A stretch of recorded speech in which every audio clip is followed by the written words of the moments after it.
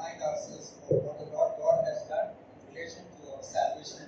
നമ്മുടെ രക്ഷയുള്ള ബന്ധത്തിൽ കർത്താവായ യേശു ക്രിസ്തു നമുക്ക് വേണ്ടി എന്ത് ചെയ്തു എന്നുള്ളത് നമുക്ക് ധ്യാനിക്കുവാനായിട്ട് ഈ സമയം ഉപയോഗിക്കാം. And let's turn to Matthew's Gospel, chapter 22 and verse 14. Matthew, chapter 22 and verse 14. Mathai സുവിശേഷം 22-ാം അധ്യായത്തിന്റെ 14-ാമത്തെ വാക്യം. For many are called, but few are chosen.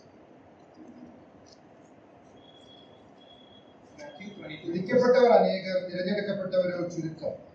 Now, for those of you who are not very familiar with this context of this verse, let me tell you that these are the parting or the ending words of our Lord Jesus Christ after he shares the parable of the wedding feast. വിവാഹത്തിന്റെ വിരുന്നിന്റെ ഉപമ പറഞ്ഞതിന് ശേഷം കർത്താവായ യേശു ക്രിസ്തു ഒടുവിലായിട്ട് പറഞ്ഞ വാക്കുകളാണ് ഇതിന്റെ പശ്ചാത്തലമായിട്ട് നാം മനസ്സിലാക്കേണ്ടത്. Although this parable is not directly related to us, it is related to only Jews. ഇത് പ്രാഥമികമായിട്ടും യഹൂദന്മാരെ ഉദ്ദേശിച്ച് ഉള്ള ഒരു ഉപമയാണ് എന്നുള്ളത് നാം മനസ്സിലാക്കേണ്ടതാണ്. But there are few words that are mentioned there which can be very much applicable to us. എന്നാൽ അവിടെയുള്ള ചില വാക്കുകൾ നമ്മെ സംബന്ധിച്ചിടത്തോളം അത് വളരെ അർത്ഥവത്തായ കാര്യങ്ങൾ തന്നെയാണ് എന്നുള്ളത് മനസ്സിലാക്കണം. For the word called and the word chosen. വിളിക്കപ്പെട്ടവർ, തിരഞ്ഞെടുക്കപ്പെട്ടവർ എന്നീ വാക്കുകൾ. Now, both these words are almost similar sounding in the original language Greek. ഇതിന്റെ മൂലഭാഷയിൽ ഈ രണ്ട് വാക്കുകളും ഏകദേശം സമാന വാക്കുകളായിട്ടാണ് ഉപയോഗിച്ചിരിക്കുന്നത്. And both are actually related to calling. വിളിയെയാണ് ഈ രണ്ട് വാക്കുകളും അർത്ഥമാക്കുന്നത്. The word called is actually denoting the external call. ആ ബാഹ്യമായ പൊതുവായിട്ടുള്ള വിളിയെയാണ് വിളി എന്നുള്ള വാക്കുകൊണ്ട് അർത്ഥമാക്കുന്നത്. And the word chosen is actually talking about the inward call, that is a person who has given consent to the general call that was given and he is now chosen inside himself.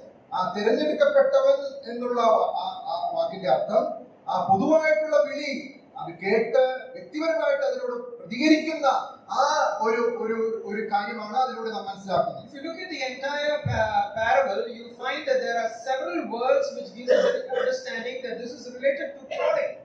ഈ ഉപമ നാം വായിക്കുമ്പോൾ അത് വിളിക്കുന്ന ആ വിളിയോട് ചേർന്ന് ഈ ഉപമ നമുക്ക് മനസ്സിലാക്കാനായിട്ട് സാധിക്കും. It is a king who gives a call to all his people to come and be a part of the wedding feast. അവിടെ രാജാവാണ് ആ വലിയ വിരുന്നിനായിട്ട് ആളുകളെ ക്ഷണിക്കുന്നത്. And spiritually, when we look at it, it denotes how our God is also giving a general call to all his people to come into his kingdom. നമുക്കറിയാം വലിയനായ ദൈവം തന്റെ രാജ്യത്തിലേക്ക് ആളുകളെ വിളിക്കുന്നതായിട്ട് പൊതുവായിട്ടുള്ള വിളി നമുക്ക് കാണുവാനായിട്ട് സാധിക്കുന്നു. If you look at verse 3 of the same chapter, we read, and he sent out his slave to call those who have been invited. മൂന്നാം വാക്യത്തിൽ കാണുന്നു അവൻ കല്യാണത്തിന് ക്ഷണിച്ചവരെ വിളിക്കേണ്ടതിന് ദാസന്മാരെ പറഞ്ഞയച്ചു എന്ന് നാം വായിക്കും. Verse 4 he says, and he sent out other slaves saying, tell those who have been invited.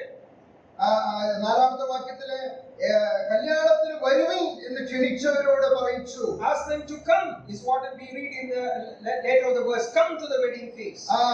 കല്യാണത്തിന് വരുവിൻ എന്ന് പറഞ്ഞ് അവരെ ക്ഷണിക്കുന്നതായിട്ട് നാം കാണുവാനായിട്ട്. And verse 8 we read, then he said to his slaves, the wedding is ready, but those who are invited were not worthy. Invited.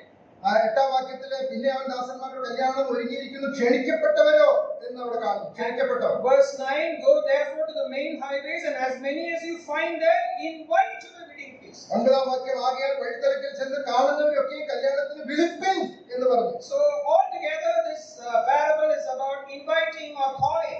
അതുകൊണ്ട് ഈ ഉപമയിൽ ഉടനീളം കാണാനായിട്ട് സാധിക്കുന്നത് വിളി അല്ലെങ്കിൽ ക്ഷണം എന്നുള്ള കാര്യങ്ങളാണ്. And when we look into it a little more deeply, we are able to understand that the king or our God is giving a gracious call to come to him.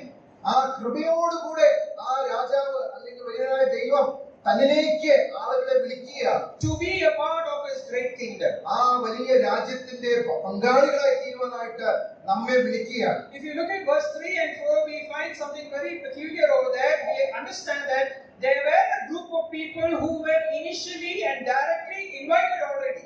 ആ 3-4 വാക്യങ്ങളിൽ നാം നോക്കുമ്പോൾ ആ വിവാഹത്തിനായിട്ട് അല്ലെങ്കിൽ വിരുന്നിലേക്ക് പ്രത്യേകമായിട്ട് ക്ഷണിക്കപ്പെട്ട ചില കൂട്ടം ആളുകളുണ്ടായിരുന്നു. Verse 3 we read, and he sent out his slaves to call those who have been invited to the wedding. ആ ക്ഷണിച്ചവരെ, കല്യാണത്തിന് ക്ഷണിച്ചവരെ വിളിക്കേണ്ടതിന് ദാസന്മാരെ പറഞ്ഞയച്ചു എന്നാണ് നാം വായിക്കുന്നത്. Verse 4 we read, again he sent out other slaves saying, tell those who have been invited. നാലാം വാക്യത്തിൽ പിന്നെയും മറ്റു ദാസന്മാരെ അയച്ചു ആ ക്ഷണിച്ചവരെ വിളിക്കേണ്ടതിന് വേണ്ടി എന്ന് വായിക്കുന്നു. Look at the graciousness and the love that God demonstrated to call those people with a gracious call, inviting them personally. കൃപയോടുകൂടെ ആ വലിയവനായ ദൈവം നൽകുന്ന വലിയ വിളി, ആ വിളി നമുക്ക് ഇവിടെ കാണുവാനായിട്ട് സാധിക്കും. But look at the response of the people towards this personal invitation that God gives. എന്നാൽ വലിയ ദൈവം നൽകുന്ന ഈ വിളിക്ക് അവിടെ ആ ആളുകളുടെ പ്രതികരണം ശ്രദ്ധിക്കുക. Verse 3 the later part says, and they were unwilling to come. മൂന്നാം വാക്യത്തിന്റെ ഒടുവിൽ നാം വായിക്കുന്നു, അവർക്കോ വരുവാൻ മനസ്സായില്ല. Oh, they simply refused to come. അവര് വരുവാനായിട്ട് അവര് ആ കാര്യം അവര് മനസ്സ് വെച്ചില്ല. They determined not to accept the invitation of God or the king. ആ രാജാവിന്റെ വിളിയെ അവർ നിരസിക്കുവാൻ തീരുമാനിച്ചു. They made a very conscious decision not to attend the invitation. മനഃപൂർവ്വമായിട്ട് ആ ക്ഷണത്തെ അവഗണിക്കുവാനായിട്ട് അവർ തീരുമാനിച്ചു. But then you find that the king calls them again with more attractive things. കൂടുതൽ ആകർഷകമായ കാര്യങ്ങളിലൂടെ പിന്നെയും അവരെ രാജാവ് വിളിക്കുന്നതായിട്ട് നാം കാണുന്നു. Look at verse 4. We read that again he sent out other slaves saying, tell those who have been invited, behold, I have prepared my dinner. My oxen and my fattened livestock are all butchered and everything is ready. Come to the wedding feast. നാലാം വാക്യത്തിൽ കാണുന്നു, പിന്നെയും മറ്റു ദാസന്മാരെ അയച്ചു, എന്റെ മുത്താഴം ഒരുക്കി തീർന്നു, എന്റെ കാളകളെയും തടിപ്പിച്ച മൃഗങ്ങളെയും അറുത്തു, എല്ലാം ഒരുങ്ങിയിരിക്കുന്നു, വരുവിൻ എന്നുള്ള ക്ഷണം. Even after these very dearly invitation and the preparations that God has made, they simply did not agree to come. ഇത്രയും താല്പര്യത്തോടെ ആ കൃപയോടുകൂടെ വിളിച്ചിട്ടും ആ വിളിയെ അവഗണിച്ച് അതിനെ നിഷേധിക്കുന്ന ആളുകൾ. In relation to our salvation, how many times God has come behind us calling us to himself. നമ്മുടെ രക്ഷയോടുള്ള ബന്ധത്തിലും എത്രയോ തവണ ഈ സ്നേഹവാനായ ദൈവം നമ്മെ വിളിച്ചതായിട്ട് നമുക്ക് ഓർക്കാനായിട്ട് സാധിക്കും. God even saying that I have given my own dear son and his precious blood for your salvation, come to me. തന്റെ പുത്രന്റെ രക്തം, തന്റെ പുത്രന്റെ തന്നെ നമുക്ക് വേണ്ടി നൽകിക്കൊണ്ടാണ് നമുക്ക് വേണ്ടി രക്ഷ ഒരുക്കിയത്. എന്നിട്ട് ദൈവം നമ്മെ വിളിക്കുകയാണ്, എങ്കിലേക്ക് വരുവിൻ എന്നുള്ളത്. And how many times we have refused the invitation of God. ആ ക്ഷണം ലഭിച്ചിട്ടും കേട്ടിട്ടും എത്ര തവണ നാം അതിനെ നിഷേധിച്ചുകൊണ്ട് മുന്നോട്ട് പോയിട്ടുണ്ട്. And this is exactly what we read about these Jews who were given this kind of an invitation very dearly, very graciously, but yet they chose not to attend. വളരെ സ്നേഹത്തോടെ, വളരെ കൃപയോടുകൂടെ ഈ യഹൂദന്മാരുടെ പശ്ചാത്തലത്തിൽ ഓർപ്പിക്കുകയാണ്, രാജാവ് അവരെ വിളിച്ചിട്ടും അവരതിനെ വേണ്ട എന്ന് പറഞ്ഞു. They did hear the invitation call. ആ വിളി അവർ കേട്ടവരാണ്. But they do not simply want to attend what the Lord God has prepared. എന്നാൽ ആ ദൈവം ഒരുക്കിയ വലിയ വിരുന്ന് അവർ വേണ്ട എന്ന് വെച്ചു. Everybody had their own excuses. ഓരോരുത്തർക്കും അവരുടേതായിട്ടുള്ള ഒഴിവുകൾ ഉണ്ടായിരുന്നു. Verse 5 says, but they paid no attention and went their way, one to his own farm, another to his business. അഞ്ചാം വാക്യം നമ്മൾ കാണുന്ന, അവർ അത് കൂട്ടാക്കാതെ ഒരുത്തൻ തന്റെ നിലത്തിലേക്കും മറ്റൊരുത്തൻ തന്റെ വ്യാപാരത്തിലേക്കും പോയി കളഞ്ഞു. This foreshadows the rejection that the Jews made towards the gospel invitation of the Lord God. ആ വലിയനായ ദൈവത്തിന്റെ സുവിശേഷത്തിന്റെ വലിയ വിളിയോട് യഹൂദജനം കാണിച്ച ആ തിരസ്കരണമാണ് നമുക്ക് കാണുവാനായിട്ട് സാധിക്കും. But look at what the Lord God had done through his sovereignty. എന്നാൽ തന്റെ ആ ദൈവത്വത്തിൽ വലിയനായ ദൈവം ചെയ്തത് എന്താണ് എന്ന് നമുക്ക് കാണുവാനായിട്ട് The സാധിക്കും. invitation goes to the Gentiles right now. ഇപ്പോൾ ആ ക്ഷണം, ആ വിളി ജാതികളിലേക്ക് പോകുകയാണ്. Let's just read verse 8 to 10.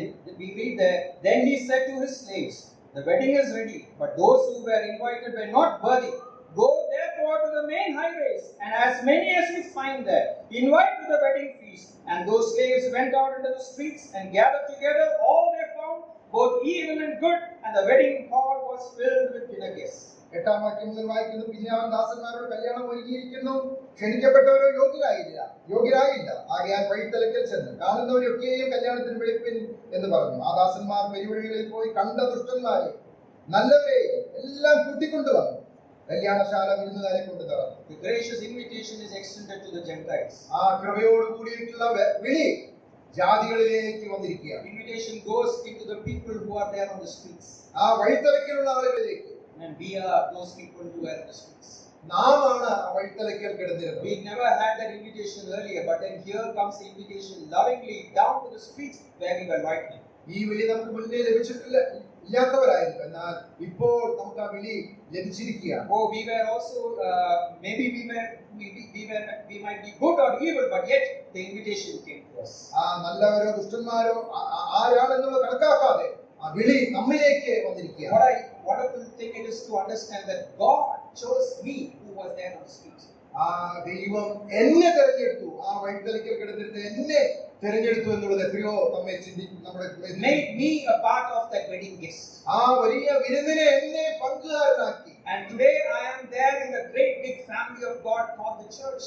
ആ സഭ എന്നുള്ള വലിയ ദൈവിക കുടുംബത്തിന്റെ അംഗമാക്കി എന്നെ തീർത്തിരിക്കുകയാണ്. And he also enabled me to get all the requirements done in relation to salvation. രക്ഷയോടുള്ള ബന്ധത്തിൽ എനിക്ക് വേണ്ടിയുള്ളതൊക്കെയും പിതാവ് പുത്രനിലൂടെ എനിക്ക് വേണ്ടി ഒരുക്കി. Today I am a redeemed person. ഞാൻ ഇന്ന് വീണ്ടെടുക്കപ്പെട്ട ഒരു ദൈവമകനാണ്. I am an elected person by God. ദൈവത്താൽ തിരഞ്ഞെടുക്കപ്പെട്ടവനാണ്. A deep personal choice made by God to select me.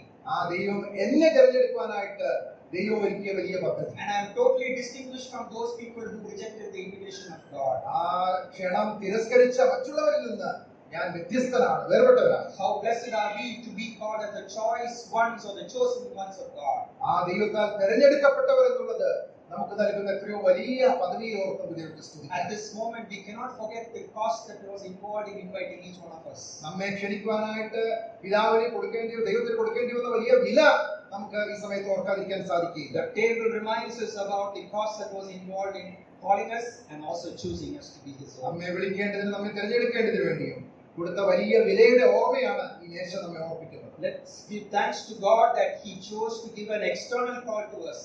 നമുക്ക് നമ്മെ വിളിക്കുവാനായിട്ട്, നമ്മെ പൊതുവായിട്ട് നമ്മെ വിളിക്കുവാനായിട്ട് ദൈവം സാധിച്ചതോർത്ത് നമുക്ക് ദൈവത്തെ സ്തുതിക്കാം. And he also enabled me to have a response to the internal call by being a chosen one. വ്യക്തിപരമായിട്ട് എനിക്ക് ആ വിളിയോട് അനുകൂലമായി പ്രതികരിക്കുവാനായിട്ട് ദൈവം എന്നെ സഹായിച്ചതോർത്ത് ദൈവത്തെ സ്തുതിക്കാം. May God bless this gospel. ദൈവം നമ്മെ എവരെയും അനുഗ്രഹിക്കുമാറാകട്ടെ.